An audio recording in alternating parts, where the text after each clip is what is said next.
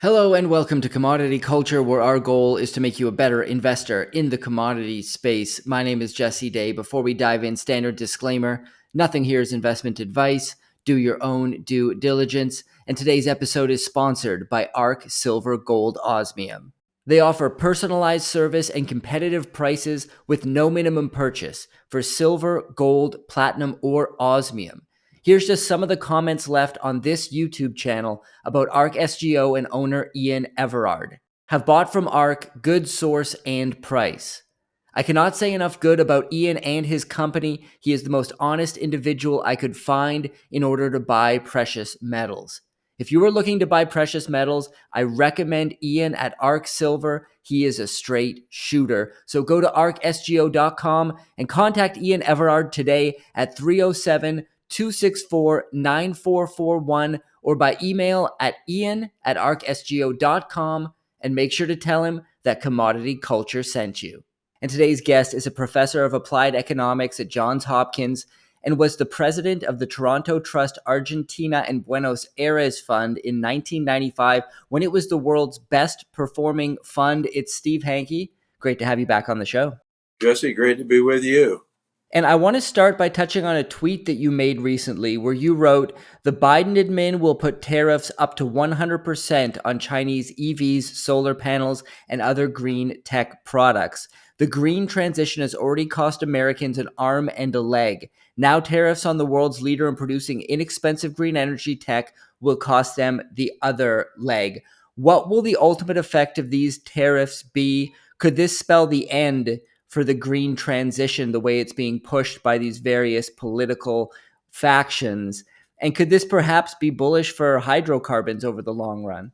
Number one, they seem to be on this green track, so I doubt if they're going to be changing it. But let's think about this and kind of walk ourselves through it. In general, the increased tariffs are, obviously a form of protectionism, and free trade is what benefits everybody. This is reversing it. So what does free trade mean? Free trade results in lower food prices. Clothing prices are cheaper. Steel's cheaper. Cars are cheaper. Phone service is cheaper. Everything is cheaper. Now everything is going to be made more expensive. So let's think about it a little bit.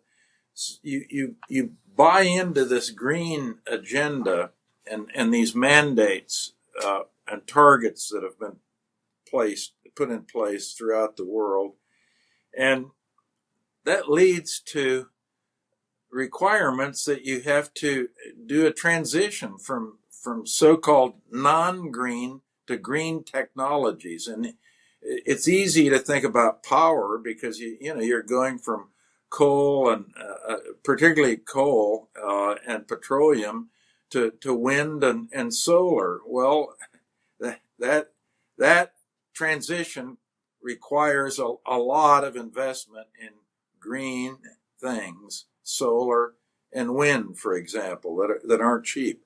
And the estimated cost worldwide of doing this from now until 2030, which isn't very long from now, is $55 trillion. So that's a lot of money. Now, McKinsey has done a study, and they've found that out of the 55 trillion, three quarters of that will not be able to be produced at a profit. So that means what? That means governments are going to have to subsidize three quarters of the 55 trillion. So you've got subsidies coming in. Now, think of the logic of this. This means the government is going to decide who gets the subsidies. So you've got state capitalism coming in right away. You've got government planning coming in right away. And basically a stupid way to make decisions, because those people in the bureaucracy who make the decisions about who gets what, or the politicians who decide who gets what in terms of subsidies, they don't pay the cost of any mistakes they might make. If you're in a profit and loss system, the beauty of a profit and loss system is that at the end of the day, if you're not making a profit, you're out of there. You're either going to go bankrupt or you're going to voluntarily close, and capital will be reallocated to things that are more productive, more profitable. And all that means is that the capital is allocated under a profit and loss system to those firms who are producing efficiently what people actually want. And when they do that, they make a profit. And when they don't do it, they make a loss and eventually close shop one way or another. That's not what we're going to now. We're going into a system of what they call industrial policy, state capitalism, government planning, all of that kind of thing. So this is the cost aspect of the thing. Now, this China EV thing, coming back to the start of the thing, and that's the 100% tariff on Chinese EVs and solar panels and other things coming to the United States.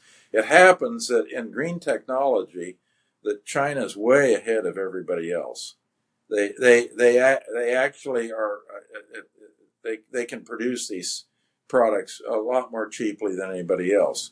So as a result of that tariff, it's just going to cost us more. Instead of mitigating the cost that's going to be associated with the transition, we're raising the cost.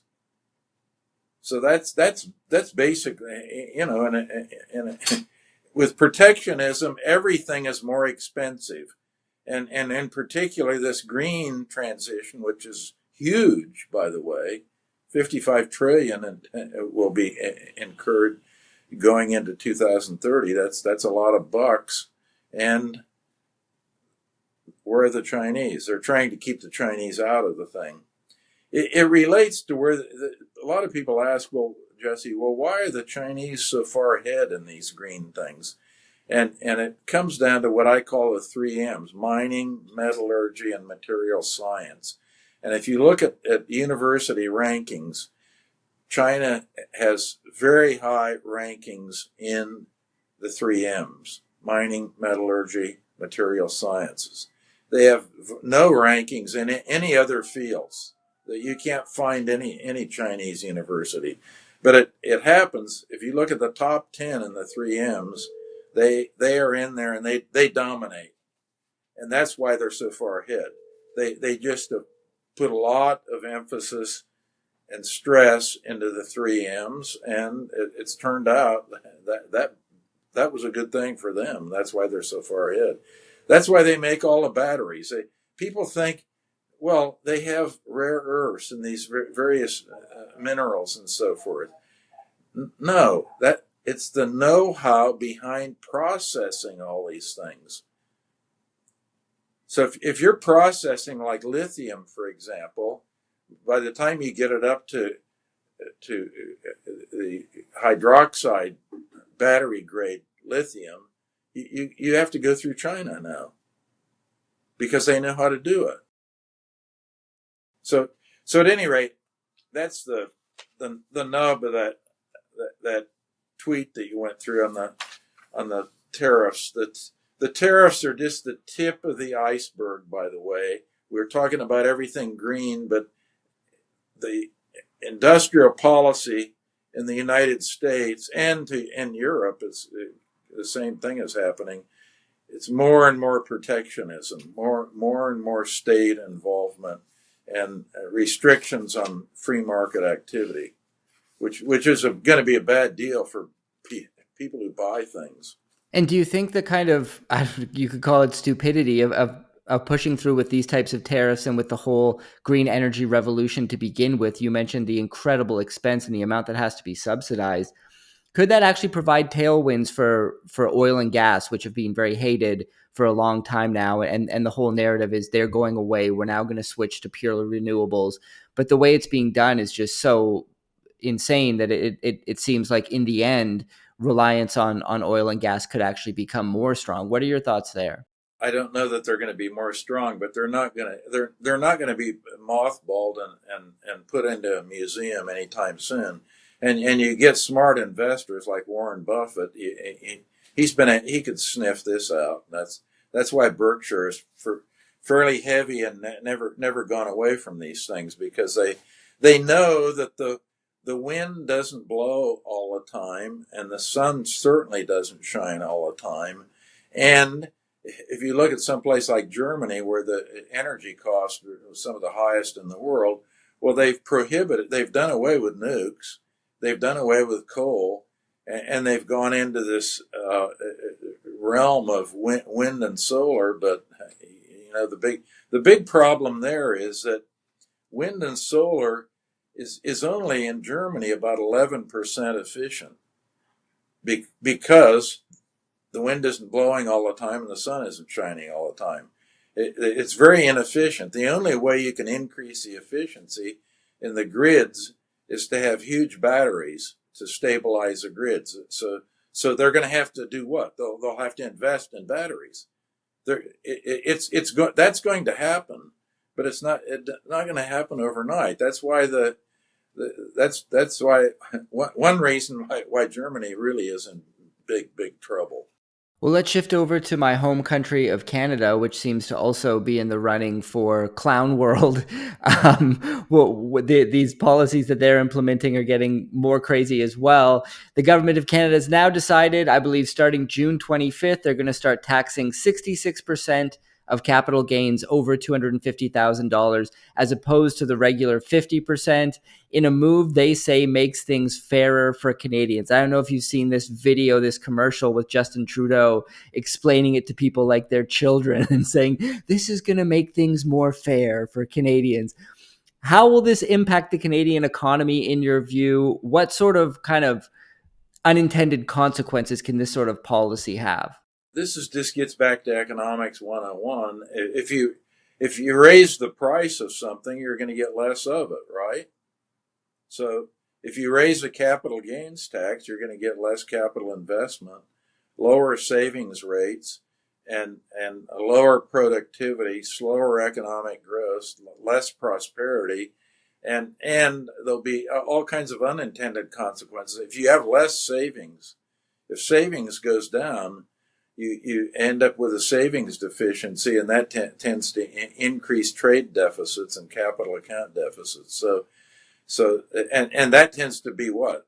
That's negative for what? The loonie, the currency. So it's basically a negative story, and it's a simple one. It's flying under the banner of fairness, but if you look at the economics of it, it's a negative for the economy. So if you want to slow the economy down, you raise the price of investing in capital, and that's what they're doing.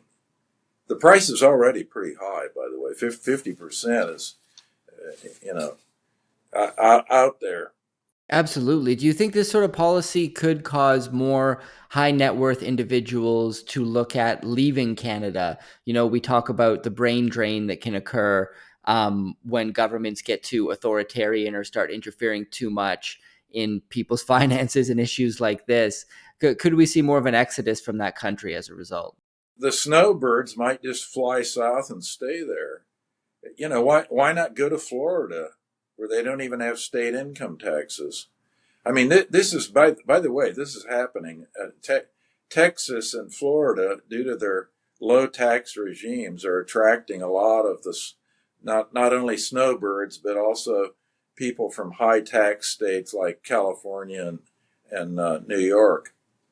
You're getting out migration from California and New York because of high taxes. So again, it's almost common sense. I say it's economics, but it's also common sense. If you raise the price of something, you're going to get less of it. So you'll have fewer people that have wealth, that have savings, that have the capacity to invest in Canada. They'll be going out elsewhere. And of course, the capital is you get a lot of capital flight. It's one thing to get the snowbirds themselves flying south. That's a more complicated decision to pull up roots and actually move. But capital is footloose and fancy free. it can move around, and it'll tend to gravitate to where it receives the highest after-tax rate of return. And if Canada taxes it higher, the after-tax rate of return will be lower, and it'll be less attractive to keep the capital in Canada. Yeah, very well said, and should definitely be common sense. Let's switch to gold here. Last time we spoke, you said you were very bullish, and here we are. Obviously, it's been discussed ad nauseum already, but all-time highs. We're hovering close to the $2,400 mark. Do you think we're at the beginning of a bull run, in the middle stages? Has the money already been made in the sector? How do you see what's your outlook for gold moving forward?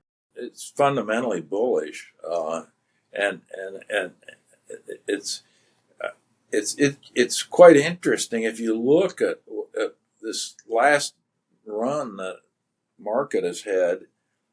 Uh, People point out the obvious. Central banks have been buying, particularly the banks that are trying to de-dollarize, China and Russia, for example, big buyers.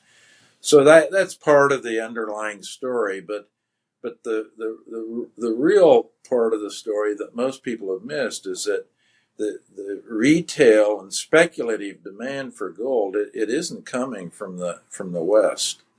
It's actually, if you look at ETFs and bullion sales and gold coin sales, that kind of thing, it's pretty much flat to down a little bit. So it's it's not on the weak with a capital W, but weak on with a small letter. But China, like most of these commodities, it's always a China story, and gold is a China story. The retail investing and speculative positions are being taken in China. So you have the big story, a lot of gold, central bank de-dollarization going on with reserves being built up.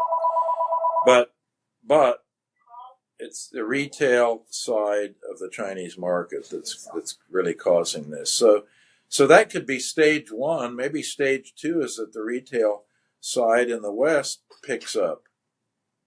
Yeah, very interesting thought there. I don't think the retail side in the West is going to go down.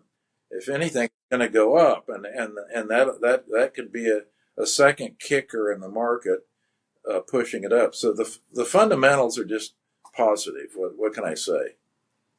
And they're positive because of many things. You have the recent COVID lockdowns that created a lot of uncertainty. People have this whole industrial policy, state capitalism thing, transitioning to green. All these things are uncertain. Then you've got two wars that President Biden has drugged the United States in: the war in the Middle East and Gaza, and Ukraine.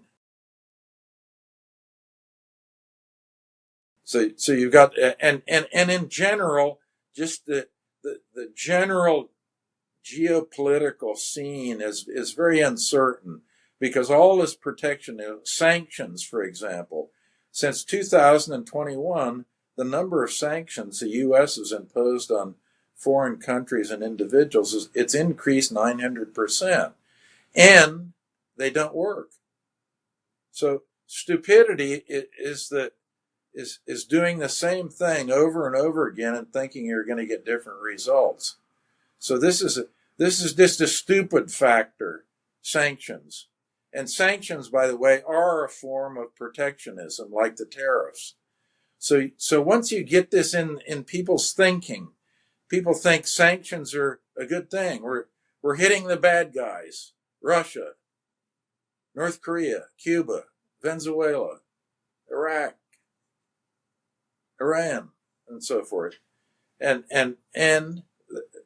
people think that's a good idea. Well, if they think that's a good idea, they don't have any problem with increasing tariffs, increasing quotas, increasing non tariff barriers. All these interferences with the state becoming more pronounced, and the politicization of decision making all around the world, this creates more uncertainty.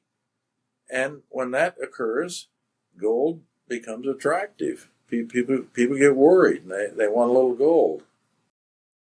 So last time you were on And the by the way, yeah, that's certainly what's happened clearly in China. right. The COVID lockdowns, this results a lot from the COVID lockdowns. That really hit China, and the Chinese felt it, and they're reacting to it.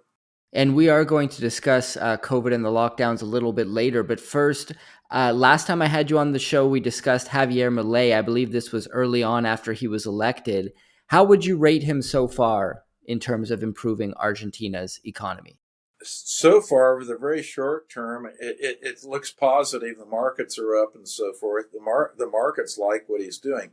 I don't think what he's doing is sustainable at all, because he's basically just stopped paying. And so the budget has improved because they're just not writing any checks. But the economy has essentially gone into a tailspin and collapsed, and real incomes have collapsed. And I simply don't think it's sustainable. So when you look at a policy and you're trying to grade somebody, you've got the five pillars of prosperity are light taxes, small government, stable money, smart light regulation, and free international trade. So on the taxes, we still don't really have much coming in. It's a little bit too early to say much about Malaya and Argentina on that. Restraint on government, yeah, he's doing that, but I don't think it's sustainable. Stable money, let's come back to that last. Let's go third. Regulatory relief, well, he's getting into that. He's doing something there. Freeing up international trade, he's trying to do that and making a little progress. And then we come to the fifth thing is stable money. Now, Milei promised in his campaign, and the only reason really he was elected, he promised to kill inflation by getting rid of the Argentine peso and getting rid of the central bank and replacing it with a dollar, so-called dollarizing the country.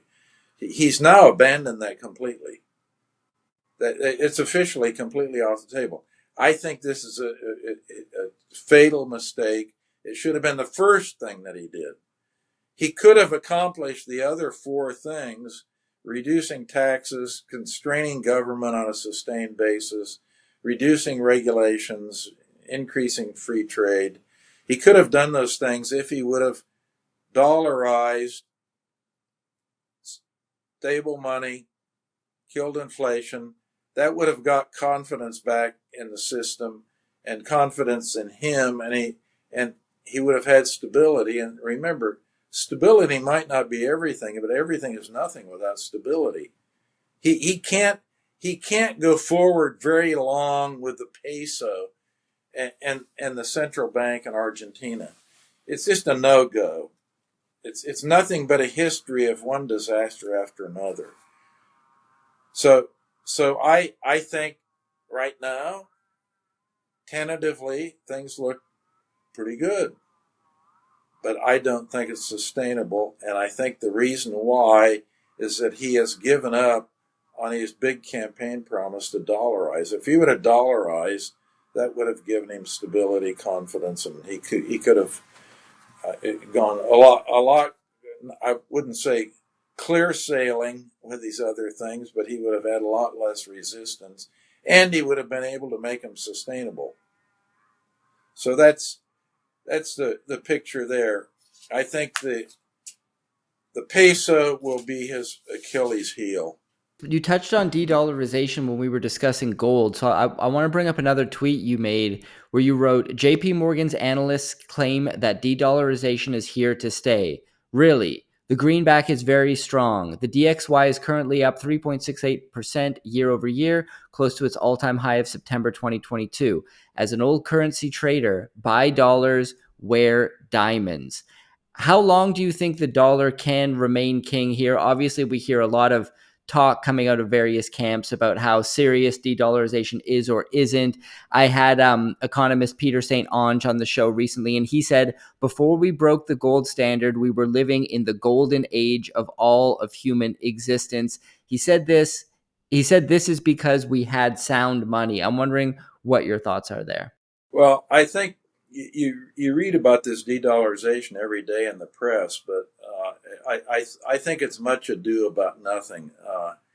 It's basically Gresham's law of talk. Bad talk drives out good talk. So, everything you're reading, I think, is a lot of rubbish about de-dollarization. The dollar is the world's currency. Let's face it, it's still the best dirty shirt around. And you did get into this adage I picked up early on when I was trading, including the episode of operating as the president of Toronto Trust Argentina in 1995, when it was the world's best performing fund. And what's it amount to? Buy dollars, wear diamonds. Now, what did we do? What in 1995 did we actually do? Well, we bought a clone of a dollar that had tremendous yields. It was very cheap at the time, and the yields were, way up in the double digits. And that is the peso. The peso was operating under a convertibility system and trading at 1-to-1 to the U.S. dollar at the time, and it was backed 100% with U.S. dollar reserves. So the peso in 1995 was actually a clone of the U.S. dollar. And why not buy it when the yields were up in the, way up in the double digits. And so that portfolio we had at Toronto Trust Argentina, what was it? It was 100% in peso denominated Argentine bonds. And those peso denominated bonds, we were in effect buying dollars and wearing diamonds. And we knew that the peso was trading at a 1-to-1 rate. It was freely convertible, and we knew what was in the central bank reserves at 100% to back it up. So it was a no-brainer at the time. By the way, everyone was speculating against the peso, thinking that thinking it was a normal pegged exchange rate that was going to collapse. Well, they didn't understand convertibility and how the system was set up at the time, and they were on the wrong side of that trade, believe me. Now, if you look at a little history of these international currencies, there's always one. The U.S. dollar is the international currency. There's nothing else even close. All the others are kind of footnotes at best. And if you go back 2,500 years, there have only been 14 international currencies that have ever existed. And they come and go, but only very, very slowly. If you want to challenge one, it's very difficult to challenge it with something that's superior. Usually the way they go is that bad policies of one sort or another make the king vulnerable. And in that regard, there are things making the king vulnerable now. Sanctions, for example, financial sanctions. All these things are making it vulnerable, but I don't think people realize just how difficult it is to challenge. And as I said, 2,500 years and only 14 international currencies. The last one we had before that was obviously the British pound, which was the king from 1820 to 1914. And then after the First World War, it started sliding, and by 1955, it was out. I mean, the U.S. dollar had completely taken over. So you were recently named one of the top 500 most influential people in Washington, D.C. by Washington Magazine for your research on COVID. Could you talk to us about the importance of that research and what your findings were? Yeah, I did that research with Jonas Herbe in Denmark and Lars Yoning in Sweden. Uh, by the way, Yoning and I have written two other books together before this, one on Russian currency and finance, and one on a currency board for Estonia, which they actually did in 1992, thanks to our book. That book was published in Estonian as well as in English. But at any rate, back to the COVID study. Our book, which I'll happen to have right here, Did Lockdowns Work? Published by the Institute for Economic Affairs in London, peer-reviewed, free, by the way. If you put up a link on your podcast, I'd appreciate it, because people can actually obtain the book free. I mean, there are free lunches every once in a while. This happens to be one of them. So Yeah, I'll put a link in the description below. okay, so we started with we did a meta-analysis looking at all the research that had been done on COVID, and we started with about 20,000 studies that we reviewed and whittled those down to only 22 high-quality studies that we could actually normalize all the data and results and compare them in this meta-analysis. And we found that lockdowns and these restrictions that were placed on people due to COVID had a tiny effect on health. I mean, the health benefits were very small. For example, in the United States, the lockdown saved probably about 4,000 lives. And in the United States, the deaths from flu are about 38,000 per year, just to give you an idea of how small the effect. 4,000 lives saved due to lockdowns, normal flu, people dying of normal flu, 38,000 per year. In Europe, the lockdown saved about 6,000 lives, but the normal flu season, 72,000 people die. So the effects were tiny on the health side, let's say the benefit side. The cost side, of course, was huge because the economies were shut down. GDP went way down. Of course, central banks in the United States, United Kingdom, and Europe flooded the economies with money. The printing press went wild, and that's why we had this huge spike in inflation. So you had a huge inflation tax as a result of it. You had many people that couldn't go to the hospital because to get normal treatment for things. That created, by the way, a lot of excess deaths. A lot of people who should have been in there being treated ended up dying because they were told they were not welcome visitors at the hospital. Schooling was a complete disaster, locking down the schools. Studies coming in on that have shown that it's really thrown children that were in the lockdown way, way behind where they should have been, and so forth and so on. So our conclusion was the lockdowns were probably the worst policy decision in the modern era. They were a complete disaster.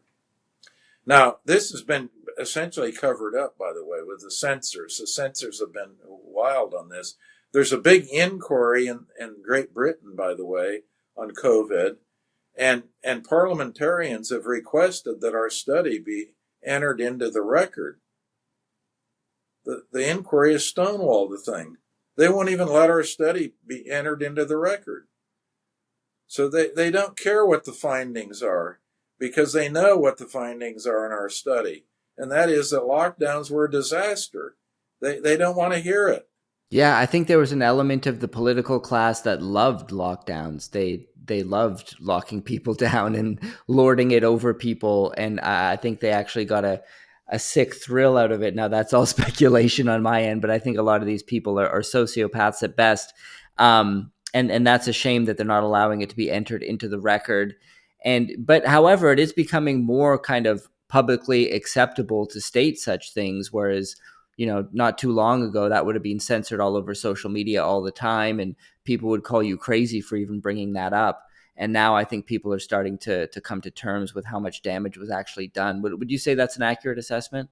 That is an accurate assessment. Now, there's a journal,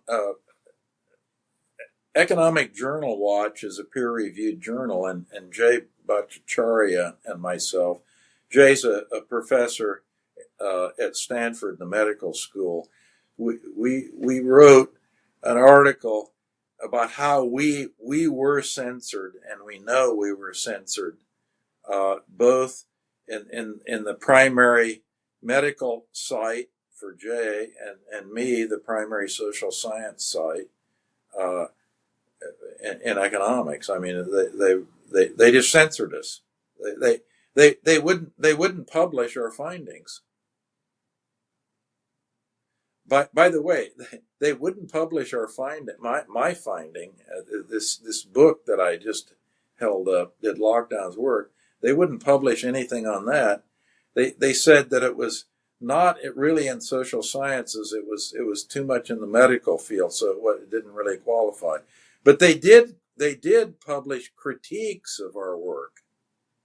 They wouldn't publish the primary source, but they let people take pot shots at us.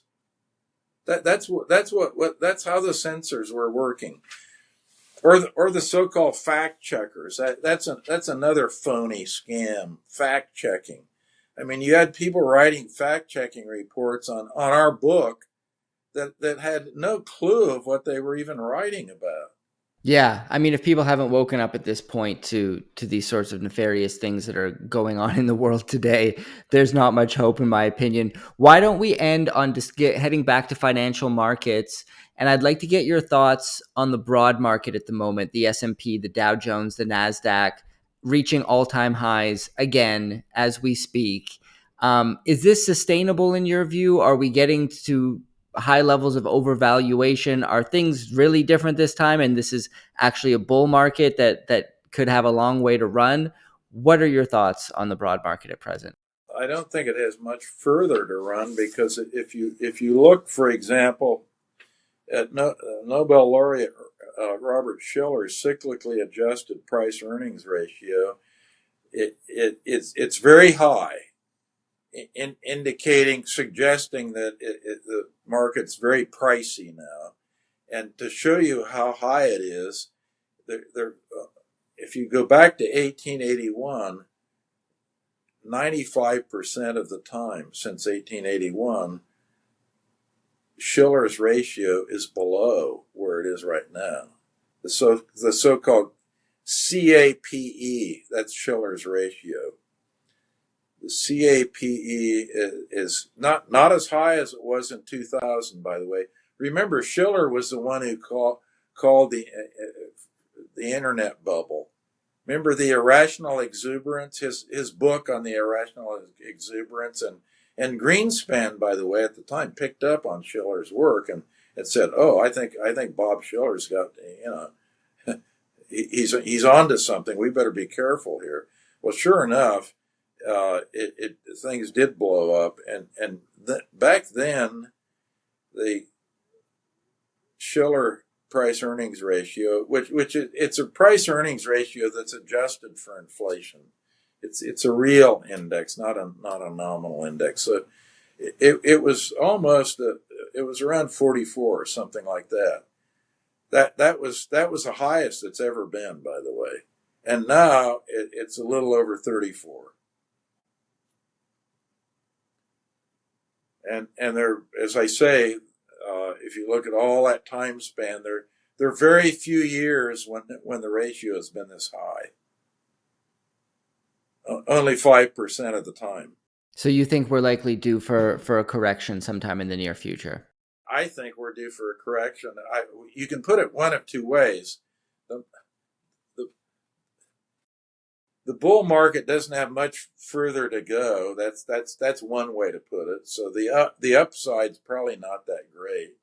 And given how pricey things are, there aren't many things you're really interested in buying. Why do you think Warren Buffett's accumulating so much cash at Berkshire? Because there's nothing to buy. There's nothing that's reasonably priced that you expect earnings to be growing over the next 5 years, with a high probability of. Warren Buffett has three. I've detected three things that he looks at. He looks at a relatively low PE ratio, where he's looking not at Shiller's inflation adjusted things. He's looking at a PE ratio with earnings forecast going out for the next 12 months, anticipated earnings for the next 12 months, and a PE ratio of less than 15.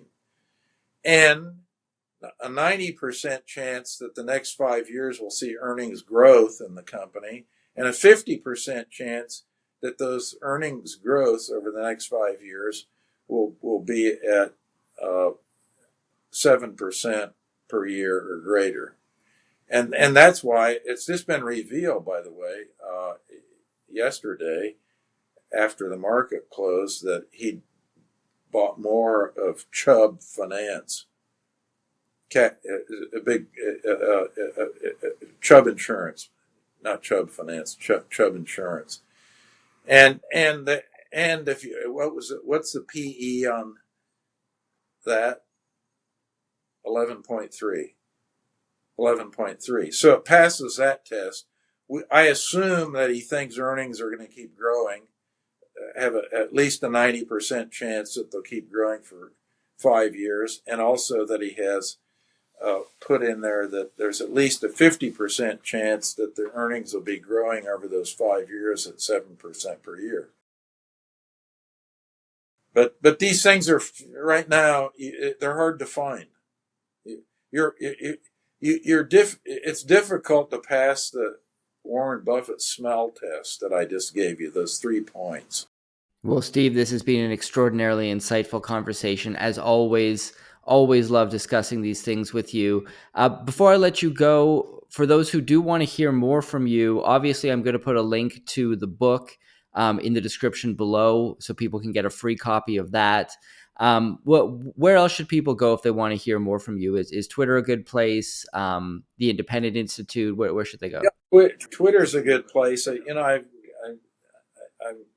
ranked the third most influential economist in the world by Focus Economics in Barcelona, Spain, and I've got 730,000 followers at Steve_Hanke, Hanke, or just write me. If you want to be on my regular distribution list, just write me an email, hanke@jhu.edu, and I'll put you on my distribution list.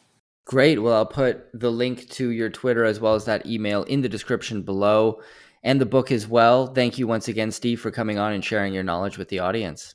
Great to be with you, Jesse. Have a good day. And thank you for joining us today. This episode was brought to you by ARC Silver, Gold, Osmium. Go to arcsgo.com for all your precious metals needs and contact owner Ian Everard today at 307-264-9441 or by email at ian@arcsgo.com, and make sure to tell him that Commodity Culture sent you. And I'll see you guys in the next episode. Commodity Culture is a series on commodities and natural resources. If you would like to see more, be sure to subscribe and hit the bell notification so you're always up to date with the latest episodes.